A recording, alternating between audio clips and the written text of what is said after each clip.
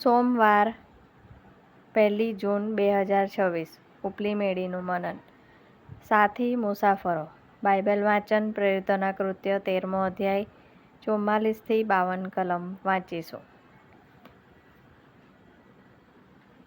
બીજે વિશ્રામવારે લગભગ આખું શહેર દેવનું વચન સાંભળવા એકઠું થયું.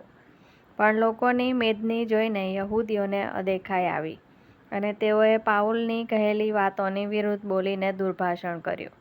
ત્યારે પાઉલે તથા બારનાબાસે હિંમતથી કહ્યું કે દેવનું વચન પ્રથમ તમને કહેવાની જરૂર હતી, પણ તમે તેનો નકાર કરો છો અને અનંત જીવન પામવાને તમે પોતાને અયોગ્ય ઠરાવો છો. માટે જુઓ, અમે વિદેશીઓ તરફ ફરીએ છીએ, કેમ કે અમને પ્રભુએ એવો હુકમ આપ્યો છે કે મેં તને વિદેશીઓને સારું પ્રકાશ તરીકે ઠરાવ્યો છે કે તું પૃથ્વીના છેડા સુધી તારણ સાધક થાય.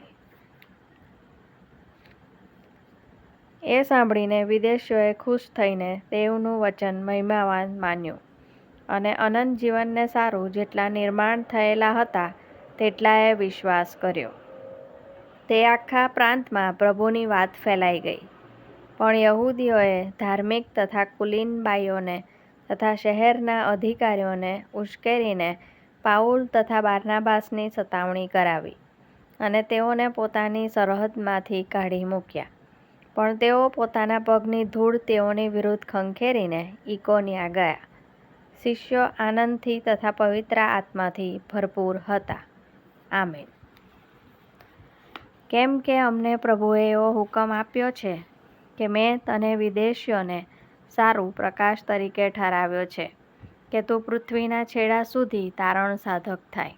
પ્રેરિતોના કૃત્ય 13 અને 47. મારો દીકરો કિન્ડરગાર્ટનમાં હતો ત્યારે મને બીજા વિદ્યાર્થીની માતા મિશેલને મળીને આનંદ થયો. જાણે કે અમારી વચ્ચે લોહીની સગાઈ હોય તેવા સંબંધોને મેં અનુભવ કર્યો. પૂરા સમયની નોકરી કરવાની સાથે બાળકની વાલી તરીકેની ફરજો બજાવવી મુશ્કેલ છે, પણ મિશેલનો શાંત સ્વભાવ હતો. જ્યારે હું તેની પાસે હોઉં ત્યારે મારું મન શાંત રહેતું હતું. એક શુક્રવારે તેણે મને સુવાર્તા પ્રચારના સંગીતના કાર્યક્રમમાં અને પછી ચર્ચમાં આવવા માટે આમંત્રણ આપ્યું. હું ઘણા વર્ષોથી ચર્ચમાં ગઈ નહોતી, પણ મેં તેનું આમંત્રણ સ્વીકાર્યું. એમાં કોઈ શંકા નથી કે મારામાં પવિત્ર આત્મા કાર્ય કરી રહ્યા હતા. મને લાગ્યું કે અમારી મિત્રતા એ ઈશ્વરનું દૈવી કાર્ય હતું. મિશેલ મારા માટે બારનાબાસના જેવી હતી, મને ઉત્તેજન આપનારી હતી. બારનાબાસે શાઉલને શોધ્યો અને તેને અંત્યોક તેડી લાવ્યો અને તેને એવા લોકોની સાથે રાખ્યો કે જે લોકો ઈશ્વરમાં વૃદ્ધિ પામી રહ્યા હતા. પ્રેરિતોના કૃત્ય 11મો અધ્યાય 25-26 કલમ. મિશનરી મુસાફરીમાં તેઓ સાથે મુસાફરો હતા. ઈશ્વરે મારા જીવનમાં જે વિશ્વાસુ મિત્રો મૂક્યા છે તેમને માટે હું ખૂબ આભારી છું અને હું પ્રાર્થના કરું છું કે હું બીજાઓને ઉત્તેજન આપનાર બની શકું. મિત્રો ખરેખર ઈશ્વર તરફથી મળેલી ભેટ છે. આજનો સુવિચાર. મારા ઉત્તેજનના શબ્દો બીજાઓ માટે આશીર્વાદરૂપ બની શકે છે. મધ્યસ્થી. મારા મિત્રો માટે પ્રાર્થના. વાલા સ્વર્ગીય પિતા, અમારા વિશ્વાસમાં અમને ઉત્તેજન આપનાર લોકો માટે આભાર.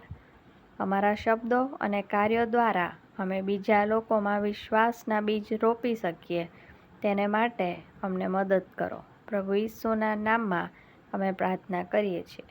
આમેન.